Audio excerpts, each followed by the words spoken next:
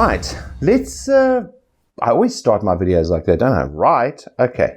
Let's carry on with our exam prep for chemistry, okay? This one is question 21. Given the following information, calculate the mole ratio, in other words, the value of X. This is for, okay, water of crystallization. What is water of crystallization? Let's just recap this, okay? Water of crystallization. You will often see copper sulfate and some number, okay? You'll often see a number, okay?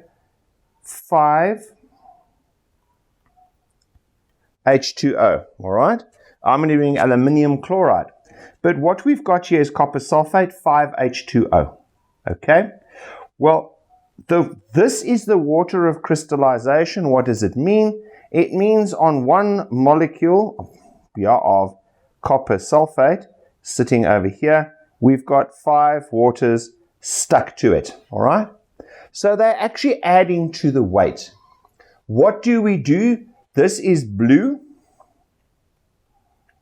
okay? We put it into a crucible, which is the little dish. We heat it up slowly, stir it around, okay? And it eventually turns white. Why does it turn white? Because with the heat, what happens to these guys? They all get driven off. They evaporate, okay? So the water of crystallization is adding to the weight of the compound, right? Now what they do is they normally give us a couple of masses.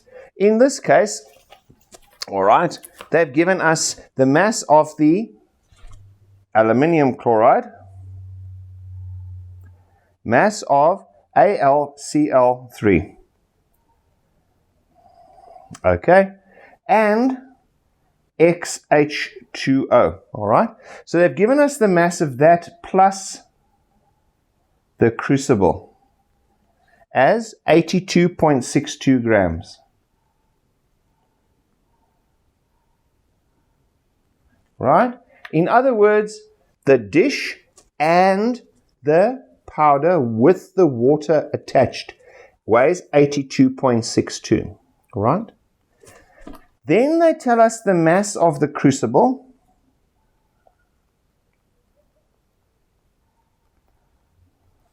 okay? In other words, this mass here is equal to 80 grams. Therefore, the mass of AlCl3.XH2O is equal to 2.62 grams. Right? So watch what we do. So right, that's the mass of that. Right? Then the next step is to say, okay, then we heat it. All right? And they say the mass of the crucible, all right,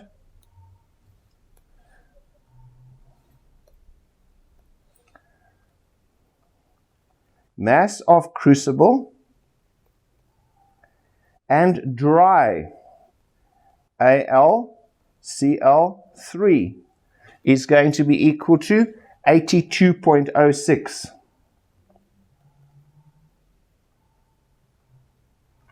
Right? So therefore, if you have a look at it now, you will see that therefore what is the weight, or the mass rather, the mass of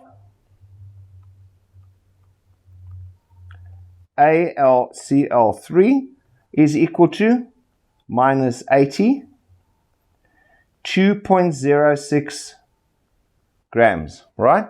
Let's have a look at this quickly from a point of view of, okay, what does it, let's have a look. We're starting off with this. Let's just draw a picture to say what we've got, all right?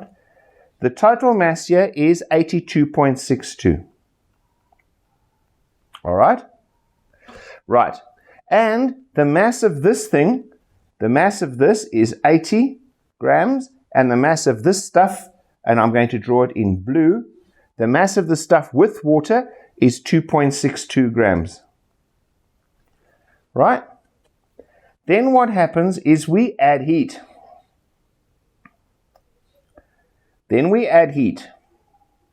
Right? And we are left with what? We are left with this. The crucible and our other powder in there. Let's just do green. And we are left with the total weight of 82.06. This is 80, therefore we work out that as 2.06 grams.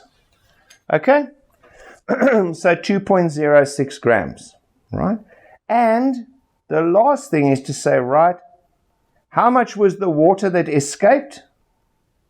This is the H2O that's gone, and we say that is 2.62, which is this wet, the wet powder, minus the dry powder. So the amount of water that's escaped is 0.56.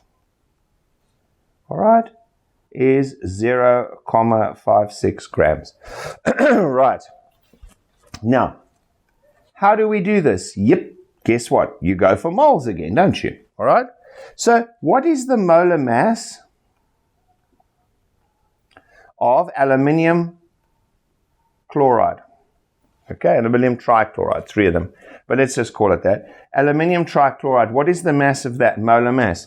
Well, let's work it out. It's going to be equal to 27 plus 3 times 35.5, which gives us a molar mass of 133.5 grams, right?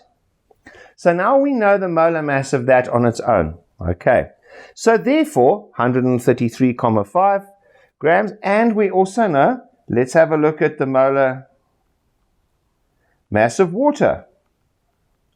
What's the molar mass of water? All right, the molar mass of water is going to be 18 grams per mole. All right, well, now we can say, right, therefore, remember that the number of moles, okay, must be in a ratio, correct? So let's have a look, okay? So how many moles of water are there? Well, N of H2O is going to be equal to mass over molar mass, mass over molar mass, which is going to be equal to 0.56 grams, that was the water that went, divided by 18, which is 0.0311. All right, 0.0311. All I've done is work out number of moles. Okay, next we can say, right, number of moles of aluminium chloride. Okay, N, whoops, always does it to me, huh?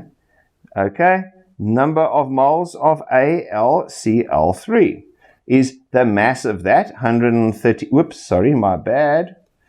Okay, mustn't do it that way. Number of moles is equal to what? Mass over molar mass. I use the one you guys see, the M there. What is the mass? Well, the mass of that on its own was 2.06. And I must divide that by 133.5. Correct? Therefore, now, the next thing is going to be to say that is going to be equal to 0.0154, right? And now, the next piece is to say that X is equal to the number of moles of H2O divided by the number of moles of AlCl3, right? That is equal to number of moles of H2O, whoops, sorry, let's just get rid of that over there, okay, 0.0311 is going to be 0.0311 divided by 0.0154, which is going to be 2.019. Therefore, X is equal to 2. So the last part of it is to say, right, Therefore, my actual formula is AlCl3.2H2O. Okay? Where did we come on this piece here? Okay, where did that come from, right? Let's look at the chemical formula. AlCl3.xH2O. That's what we started with. Then we applied heat, remember? And we got AlCl3 plus XH2O. Right? So this must split up in the ratio, right, of 1 as to X. That's where that comes from there, right? Because it splits up, X is the ratio of that over that. Because it's X over 1. It's that over that one, isn't it? That's essentially where it comes from, all right? Obviously, if you get them the wrong way round, you're going to get a half over there. In which case, you know you've got them the wrong way around. You just go back and do it. So essentially, all you do is you start, right? Let's just recap it. Start, guys, with a drawing with this one, all right? Put in the numbers that they've given you and the process. Can you see what I did? I said, right, there it is, and I put in the process. Putting in all my numbers. This was the wet. This was the dry. Not dry, it's dry. This is the dry side, correct? All right? Let's put it up there. Dry. Come on. Dry. Okay. What you do is you start off with a sketch if you get one of these, all right? It makes it clearer for you. You don't have to remember what's where, okay? You just basically say, okay, there's my crucible and my wet material, right? Therefore, here's my heat, and therefore there's the water that's gone, there's the powder that's left. Calculate the relative atomic mass of the compound, the initial one, and water. It's always going to be water, which is 18, right? 16 plus 2 hydrogens. That gives us 18 grams per mole. Calculate those two. That gives you the molar, or the number of moles of the dry powder and the number of moles of water. It's then the water over the dry powder. That's going to give you the X for it, right? Right, let's move along and have a look. Now the next one is they're given the following, calculate the percentage composition. All right, percentage composition. What does it mean? Well, before we go ahead with it, let's just think in English terms. Percentage composition. Stuff is made up of stuff, isn't it? For example, we've got, let's take an example, all right? Once again, take a fruit cake, right? Some percentage is made up of raisins, some percentage is made up of peel, some percentage is made up of flour, of eggs, of water, of sugar, whatever else is in there, I don't know, right? But inside there, each piece has got a constituent. It's a percentage of the whole thing. So if you're making up something, right, whatever it's going to be, take that nut brittle stuff, right? We've got nuts sitting in a toffee, all right? What have you got? You've got, I don't know, let's say you've got pistachios over there, and you've got that, right? So the whole thing, excuse me, the whole thing has got a mass, right? So the total mass, you can weigh it, can't you? Find the total mass. The next thing is to say, well, what is the percentage of the pistachios, and what is the percentage of the nuts, peanuts, right? And what you do is this would be mass of peanuts over total mass, correct? Times 100 to get to a percent. So if I know I've got 20 grams, let's say 20 grams of peanuts out of a 150 gram bar, okay, then I say that's my percentage of mass of nuts. It's how much those nuts weigh, right? I can do it with those and with any of the other constituents. So that is what this percentage composition is about. Now, what do they give us? Let's have a look. They say H3PO4, right? A. This is question 22. A is H3PO4. And they've asked us, in this case, they want to know the percentage of P. All right? Well, what do? Well, first of all, we always go to molecular mass is going to be, in this case, let me just to speed it up. I don't have to look anything up. It's going to be, I always say, right. Let's just do it this way. We're going to, okay, I can leave that there just to keep it tidy. Molecular mass. I've got hydrogen, phosphor, and oxygen, correct? Hydrogen is 3 times 1, which is equal to 3 grams per mole.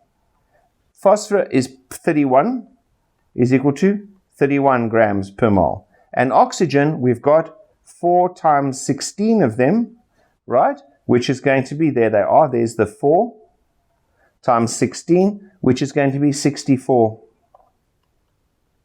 grams per mole, right? Now this you do all the time. So this gives us we sum them there, and we get 98 grams per mole, correct?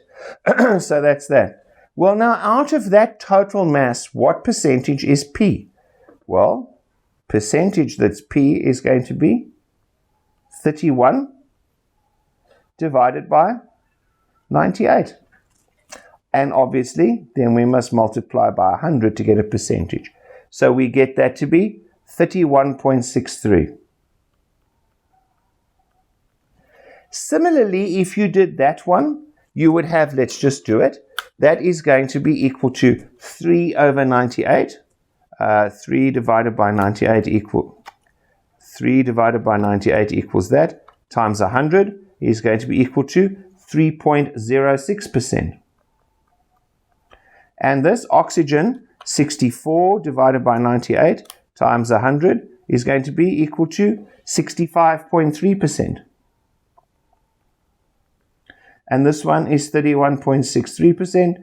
And what do you think if I add them all together? I must get 100%, right? Because that is the total mass, right? Let's have a look at the next one. NH42CO3B. NH4, what is this substance? Well, NH4 is ammonia, right? Or ammonium. Which one? It's ammonium.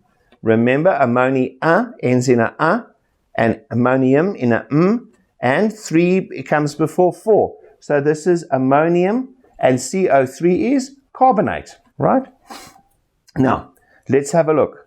And which one are they asking for in this case? Let's just have a look. Of the hydrogen, okay? But let's just break it up, okay? Hydrogen, let's have a look. So we say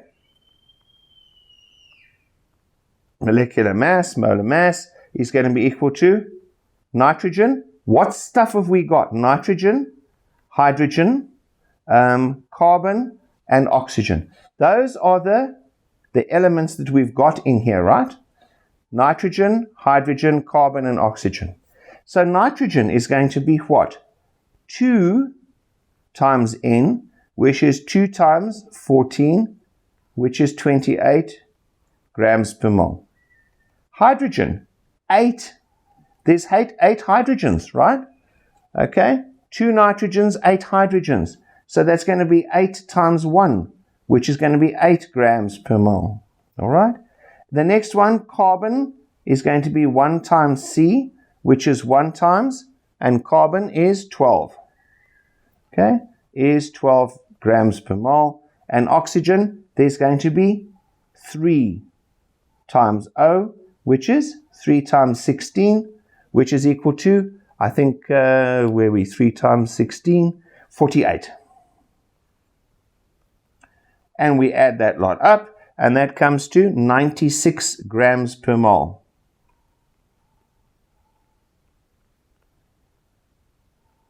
Okay, and what is the percentage of hydrogen then? All right, and the percentage of hydrogen in this case is, let's have a look, percentage of H is going to be, there it is, 8 divided by 96 multiplied by 100 over 1.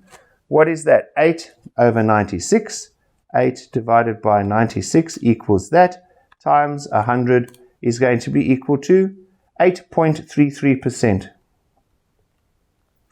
Okay, while we're at it, try your hand at it. Okay, have a go. What is the percentage of nitrogen? Okay, I'm going to just put them in here. It's nitrogen, 28 over 96 times 100. It's going to be 29.16%. All right, that one we've got is 8.33%. Percentage of carbon is 12 over 96 times 100 is 12.5%. And the last one was 50%. And if you add them up, you get 99.99%, which is good enough. It's near as 100 for me. Okay? All right. Can you see these are actually they're quite fun, aren't they? They're quite easy too. Next one is going to be, okay, next one is going to be C, and it's magnesium sulfate. Magnesium, SO4, is a sulfate. So, let's look at molecular mass, is Mg, all right, is 1 times 24. And sulfur again, and oxygen, that's all we've got, right? Okay, so let's have a look. Sulfur is 1 times 32, which is going to be 32. And oxygen, 4 times 16, which is going to be 64. All obviously the units, grams per mole over there. Add it up and you get 120 grams per mole, right? Therefore, the percentage composition of the lot, this one is 24 over 120 as a percentage, right, which is equal to 20%. This one is 32 over 120 times 100. This one is going to be 26.66. The last one is 64 over 120 times 100 is going to be 53.33. Add them up and you get 100%. Okay? The last one is going to be, let's have a look. The last one in this series over here is going to be ammonium nitrate, right? We do the same thing, but the reason I chose this one is NH4NO3. Okay, now, what have we got in here? Okay, we've got nitrogen, we've got hydrogen, and we've got oxygen. Nitrogen, how many? There are 2 N's, there are 4 H's, and there are 3 oxygens, correct? So that's going to be 2 times 14, that's going to be 4 times 1, and that's going to be 3 times 16. Okay, can you see that? So therefore we've got 28, 4, and 3 times 16 is going to be equal to 48. Add it up and you get 80, okay, 60 or 80 grams per mole like that. And the percentages again, the S, okay, the S is going to be equal to, not the S, sorry, my bad, the nitrogen is going to be 28 over 80 times 100 over 1, which is 35%. All right. Obviously, they could ask it to the other way as well. Give you that and ask you X, Y, and Z and work them out, given. All right. Let's have a look at, okay, that's that. 21 and 22, we've basically done. Okay. Then I'm now going to do The next one is going to be question 23. And question 23 and 24. Okay, I'm going to leave those into the next video because we're up at the 25-minute download, which is what I've been advised is the right amount of time. Remember the crucible ones? Hey guys, what do? We take the mass of it with the wet, the mass of it with the dry, then subtract the mass of the crucible to get the mass of wet powder, subtract the mass of the crucible to get the dry powder weight. The difference in the powder weights is the amount of water that's gone, right? And then we work out the what? We work out the molar mass of the compound and the molar mass of water, which is 18, right? Then we work out the number of moles, given we know the mass of the compound and the mass of water that's gone. And once we've got that, we put the water over the compound, and that gives us the value of X, right? With the percentage compositions, you list the atoms that you've got in there, how many of them, work out the molecular mass of the whole thing, molar mass, right? Work it out. And then we work out the percentage of the individual items by taking its contribution to the mass over the total mass times 100, right? Very straightforward to do those, okay? On the next one, I'm going to be doing question 23 and 24 and maybe 25. Let's have a look.